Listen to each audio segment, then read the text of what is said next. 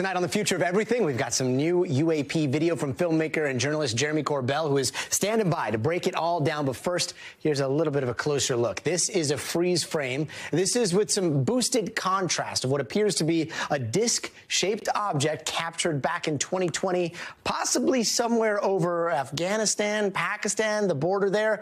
Roll the video here. Jeremy says that this was filmed by some sort of asset, DOD asset, and forward-looking infrared shot from above looking down, and was, according to Corbell, the U.S. Air Force describing this object as possibly navigating through the clouds. There's no heat signature that you can see here. Nothing you would expect for a normal aircraft as it dips its way through. We're told the Pentagon logged it as a UAP, but so far it has not appeared on the Aero public list. That office tracking this stuff, whose official response to our request for comment was, quote, "We have nothing to offer." So Jeremy Corbell is the host of the podcast Weaponized. He joins us on set. Jeremy, good to see you. Welcome back. Good to see you, man. All right, so getting into this, navigating through the clouds, like, I hate to even bring this up, but that sounds a lot like Jordan Peele wrote it in Nope, right? That's what we saw a little bit in Nope. What's going on here? What are we looking at? Yeah, so for a couple years of investigating this footage, right, making sure it's authentic, where it came from, that was the running joke, was that it looks like the movie Nope. What we're seeing here that's different than ever before, you know that I've obtained and released with George Knapp thermal videos of UAP. Now, our government has admitted some of what we've put out. They've admitted their UAP. I'll tell you this, I'm not saying it. That was in the original footage. It says UAP navigating through clouds. They called it a disc. I'm not even calling it a disc, but what you're seeing is first shape. I have never seen in all UFO history, when it comes out of military, an actual circular form. It was amazing to me. The second is the movement. When you see it make an abrupt turn from your left to your right when you're watching it. And the third thing that really was astonishing to me, this is in thermal. There is no heat signature of traditional propulsion. It is a perfect looking disc. Maybe it's an orb. I don't know, but I do know this. Our Air Force passively captured it. Then they said that this is a UAP. It is still designated a UAP.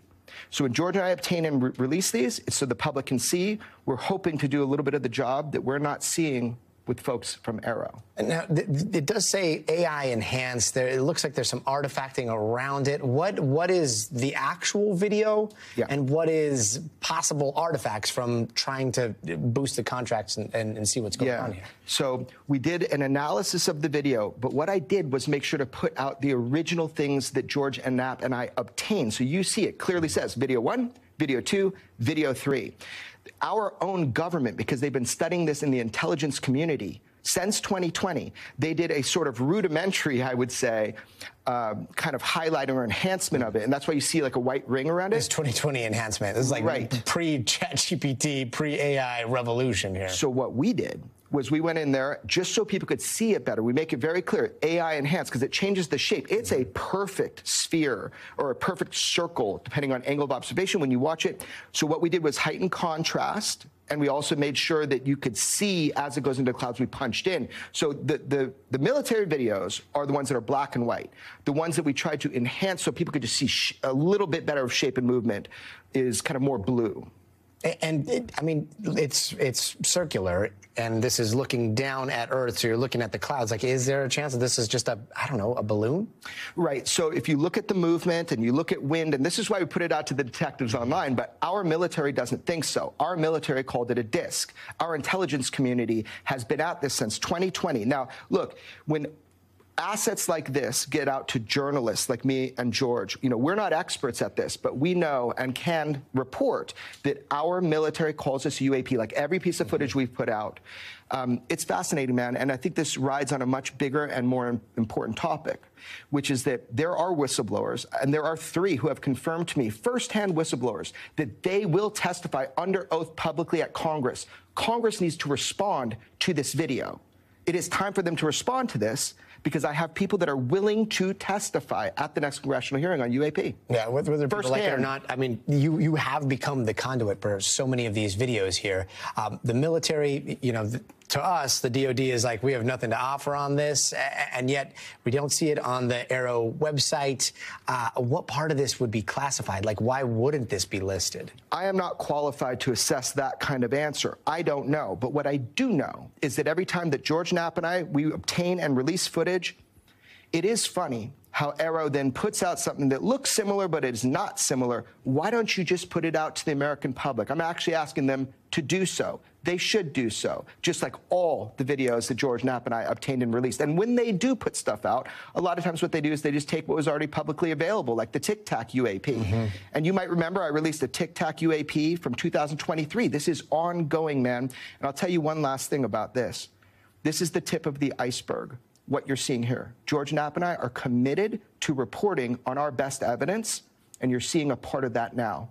No, that means that you got more. That means that there's other stuff. I know you well enough to... I hope that the world gets to see more, better, diverse footage. I am not in absolute control of how the world receives things, but as a journalist, I am going to fight to get as much out as humanly possible. Got it. And real quick, what's the update on Capitol Hill? Like, sometimes it seems like there's progress being made towards some sort of disclosure. Next thing you know, it's completely forgotten. No one's talking about it, and it seems like it's fallen off the radar. Like, when are we going to get answers? It has not fallen off the radar.